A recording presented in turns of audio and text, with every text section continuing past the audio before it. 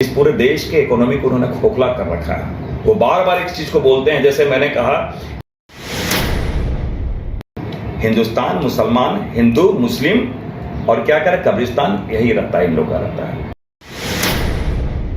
जिस जगह पे आप अंगुली डालेंगे वह भ्रष्टाचार का जिससे बू आएगी, मवाद निकलेगा।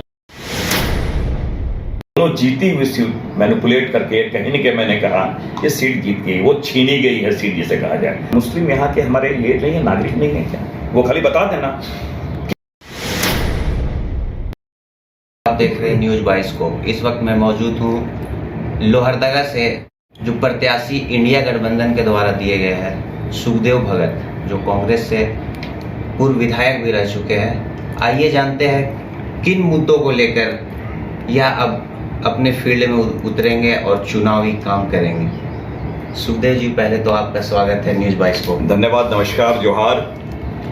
इंडिया गठबंधन ने आपको चुना है, कैसे देखते हैं और किन उम्मीदों के साथ आप फील्ड में उतर रहे हैं? सबसे पहले तो मैं आपके माध्यम से हमारे आदरणीय अध्यक्ष खड़गे साहब, आदरणीय सोनिया गांधी जी, आदरणीय राहुल गांधी जी, केसी वेणुगोपाल जी, हमारे प्रभारी मीर साहब, हमारे अध्यक्ष राजेश ठाकुर जी, शिल्पी रणवीर आलम साहब और तमाम वरिष्ठ नेताओं का और कांग्रेस जनों का मैं आभार प्रकट करता हूं। साथ ही साथ इंडिया महागठबंधन के तमाम सहयोगी दल जेएमएम के लोगों का मैं आभार प्रकट करता हूं, उन्होंने मुझ पर विश्वास दिया है।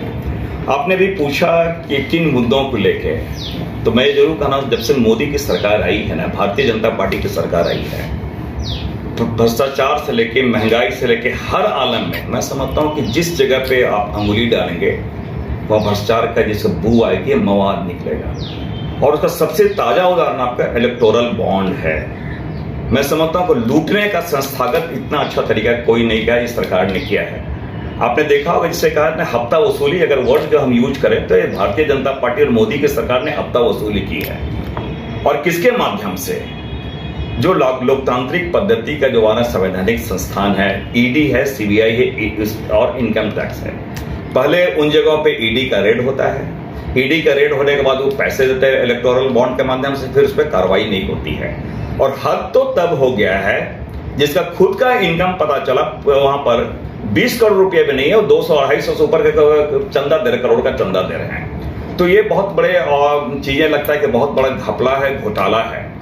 और सबसे आपको मैं बताऊं, ये कांग्रेस पार्टी को आरोप नहीं लगा रही है, ये मोदी के सरकार के जो हमारे वित्त मंत्री हैं निर्मला सीतारमण, उनके हस्बैंड जो बहुत बड़े अर्थशास्त्री हैं, उन्होंने कहा कि देश का सबसे बड़ा स्कैम है, देश का सबसे बड़ा घोटाला है। और ये कहीं न कहीं आर्थिक रूप से इसको खोखला कर दिए है और आमजन इसको समझ रही है। एक दूसरी बात, महंगाई का जो आलम है, ये आम जनों से जुड़ी हुई चीज है। महंगाई का जो आलम है, अब हर चीज को देख लीजिए। अगर रोजमर्रा की बात करें कि हम सिंपल जो है, चाहे सरसों तेल की बात करें, दाल की बात करें, चावल की बात करें, किसी भी चीज का बात करें, और तो और जो आप देखेंगे, ये आप गैस सिलेंडर की बात करते हैं, कोई भी चीज, इसलिए मैंने कहा कहीं भी आप अंगुली डालेंगे वहां से मवाद निकलेगा। ये इन्होंने देश की हालत कर रखा है। एक सबसे बड़ी बात है, भारत का जो आइन है, संविधान है, कॉन्स्टिट्यूशन है, जिसपे हम सारे लोग विश्वास करते हैं, जिससे देश चल रहा है। हम लोग एक बात करते हैं बचपन से लेकर आज तक, बोलते हैं अनेकता में एकता, हिंद की विशेषता। इन्होंने क्या किया? धार्मिक उन्माद पैदा किया। आपने देखा होगा, इनको कल दो ही बातें आती है। आप महंगाई के बारे में कोई मुद्दे नहीं, किसानों के बारे में कोई मुद्दे नहीं, युवाओं को रोजगार के बारे में कोई मुद्दे नहीं। हिंदुस्तान, मुसलमान, हिंदू, मुस्लिम और क्या करे कब्रिस्तान, यही रहता है इन लोगों का रहता है। और ये भी मैं आज बता रहा हूं कि इन्होंने जो सामाजिक ताना बाना है, उस ताने बाने को उन्होंने तोड़ कर रखा है, पूरे सोशल फैब्रिक उन्होंने तोड़ कर रखा है। जी बिल्कुल, देखा जाए तो आपका जो विचार है, और फिलहाल अब लोहरदगा लोकसभा सीट से उम्मीदवार है, लोहरदगा के लिए खास क्या देख रहे हैं? क्योंकि पिछले कुछ टाइम से यहाँ भाजपा ही रही है, तो अब आप किस तरह से देख रहे हैं? देखिए, दो चीज मैं बता रहा हूँ। पिछली बार भी मैं प्रत्याशी था और तकरीबन मैं समझता हूँ कि ये 8-9 हजार से हमारी हार हुई थी और मैं जनादेश को स्वीकार किया। लेकिन खूंटी और लोहरदगा दोनों जीती हुई सीट मैनिपुलेट करके कहीं न कहीं मैंने कहा ये सीट जीत गई, वो छीनी गई है सीट जिसे कहा जाए। जनादेश कांग्रेस के पक्ष में था। अभी भी मैं एक बात जरूर कहना चाहूंगा आपके माध्यम से, जो भारतीय जनता पार्टी के प्रत्याशी समीर उरांव, 6 साल वो राज्यसभा सांसद रहे, उनकी उपलब्धि खाली बता देना वो क्या है। और सबसे दुखद स्थिति तो ये है कि जिस समुदाय से वो आते हैं, आदिवासी समुदाय से उराव आते हैं, जो हमारे एक मसले हैं, आदिवासियत का मसला है, आदिवासी पहचान के मसला है, धार्मिक पहचान के मसला, आदिवासी अस्मिता का पहचान की बात यह है, सरकार कोड उसके बारे में गूंगे हैं, कभी उन्होंने कोई बात की नहीं है, कभी सुना है आपने संसद में कहीं बात की है, रोज में कही है? तो सबसे पहले समीर तो वो तो आदिवासी मानते ही नहीं, वो तो बोलते बनवासी हैं, उसके साथ वो खड़े हैं, तो लोग तो ऐसे ही उनको नकारा किया, पहली बात।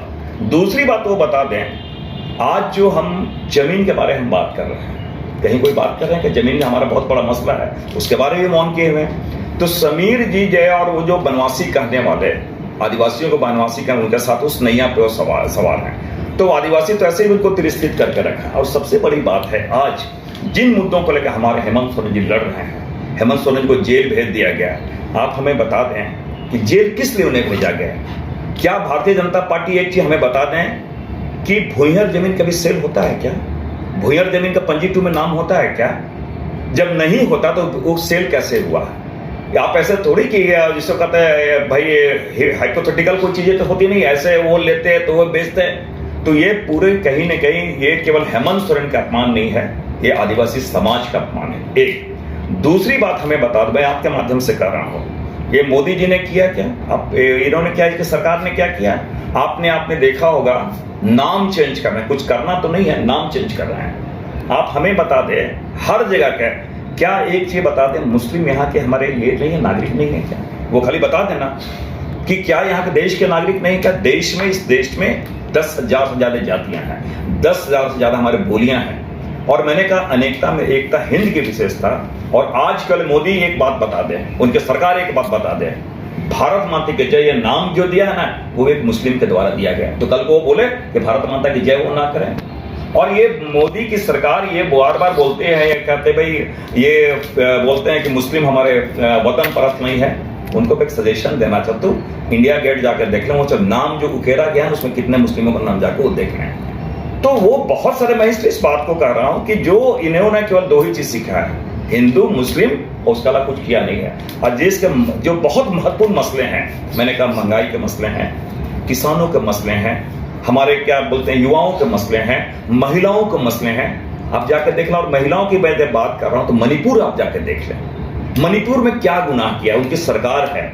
और एक चीज आपको बता रहा हूं, उनकी सरकार है, वहां की महिलाओं के साथ जिस प्रकार दुराचार किया जा रहा है, निर्वस्त्र कर दौड़ाया जा रहा है, अरे मोदी जी, बेशर्मी की पराकाष्ठा है। मैं समझता हूं पूरे भारत के इतिहास में आजादी की बात है, इतने बेशर्म प्रधानमंत्री अगर कोई है तो मोदी है। मैं नाम के साथ और मोदी है, उन्हें तनिक भी लज्जा नहीं है, तनिक भी शर्म नहीं है, तनिक भी दायित्व बोध नहीं है कि मणिपुर पर एक शब्द उन्होंने नहीं कहा, एक शब्द उन्होंने नहीं कहा। क्या कारण है? क्या वो हर चीज राजनीति होती है? क्या वहां का वोट की संख्या कम है? क्या हमारे मिशनरी है? क्या आदिवासी महिलाएं हैं, उनको निर्वस्त्र कर दौड़ाया जा रहा है, उसके बारे में कुछ नहीं बोल रहे हैं। तो मैंने इसलिए इस बात को कहा कि आज पूरी जनता, हर वर्ग का लोग त्रस्त है, हर वर्ग का लोग त्रस्त है। और एक बात और आपको बता दूं, इस पूरे देश के इकोनॉमी को उन्होंने खोखला कर रखा है। वो बार बार एक चीज को बोलते हैं, जैसे मैंने कहा कि जब से देश आजाद हुआ इतनी सरकारें आई हैं, करीब हमारे 65 साल के सरकार में लोन कितना लिया गया था, कर्ज कितना लिया था? 55 लाख करोड़ रुपया। और जब से 14 से लेकर अभी तक 7 साल में कितना लोन हो गया? 210 लाख करोड़ रुपया। हर व्यक्ति को कर्जदार उन्होंने बना दिया है। तो आज जो हालात है, मैंने ये जो हालात है, तो ये हालात से पूरे लोग, पूरे अवाम त्रस्त है। और जब पूरे अवाम त्रस्त है तो मैं समझता हूं कि एक तो भारतीय जनता पार्टी मोदी के प्रति लोगों में आक्रोश है, दूसरा सबसे बड़ा आक्रोश है समीर जी जो उनके कैंडिडेट हैं। मैंने कहा आक्रोश का कारण क्या है कि वो तो मैंने कहा कि एक कहावत है ना, जिसको कहावत है हम लोग बोलते हैं कि लोकल लैंग्वेज में स्थानीय हूं तो मैं जरूर बता रहा हूं कि जैसे होता पंडुक को फंसाया जाता ना, तो वो अंधरा पड़की जिसको बोलता है, जो अंधरा पड़की को छोड़ा जाता है ताकि और पंडी को जो पड़की है वो जिसको फंसाया जाता है। तो ये जो है ना समीर, जो है ना समीर उरांव है, वो हमारा क्या बोलते हैं अंधा पड़की के रूप में है, जो पूरे आदिवासी को फंसाने के कवायद उनकी है। लेकिन आदिवासी फंसने वाला नहीं है, आदिवासी संघर्ष करके रहा है। और आज वो लोग मान के चलते हैं कि हेमंत सोरेन को उन्होंने जो जेल भेजा है, तो ये केवल हेमंत सोरेन को नहीं, पूरे आदिवासियों का आक्रोश है, आदिवासियों की अस्मिता के साथ उन्होंने खिलवाड़ किया, जिसका हम लोग माकूल जवाब देंगे। तो कहीं ना कहीं आप विचार और आरोप प्रत्यारोप सब स्पष्ट है कि किन मुद्दों को लेकर सुखदेव जी उतर रहे हैं क्षेत्र में और आगे देखना होगा कि किस तरह ये जनादेश जो जनता की वोट के रूप में जाती है वो किन्हें जिताती है और क्या करती है, क्योंकि फिलहाल तो अभी जो अटकलें थी वो इंडिया गठबंधन के थ्रू सुखदेव भगत का नाम सामने लोहरदगा लोकसभा सीट से आकर वो क्लियर हो चुका है। फिलहाल मैं दानिश लोहरदगा से न्यूज़ 22 के लिए। आपके बच्चों के स्वार्गिन और उज्जवल भविष्य के लिए हम हैं हमेशा तत्पर। हम हैं Guru Gobind Singh public school, college of engineering and management, approved by AICTE and affiliated by Jharkhand university of technology Ranchi. हमारा उद्देश्य स्टूडेंट्स को वर्ल्ड क्लास एजुकेशन के साथ टेक्नोलॉजी मैनेजमेंट के फील्ड में पेपर ट्रेनिंग और रिसर्च के अवसर मुहैया कराना। हमारा मिशन एस्पायरिंग टेक्नोलॉजिस्ट और एंटरप्रेन्योर्स को उनकी मंजिल तक पहुंचाना है। इसके लिए हमारे पास है बेहतरीन इंफ्रास्ट्रक्चर और मार्गदर्शन के लिए क्वालिफाइड फैकल्टी। जब अपने राज्य झारखंड और अपने शहर बोकारो में मिल रहा है वर्ल्ड क्लास एजुकेशन, तो फिर कहीं और क्यों जाना। आप पधारे, हमें आपके स्वागत को तैयार करेंगे, आपके सपनों को साकार।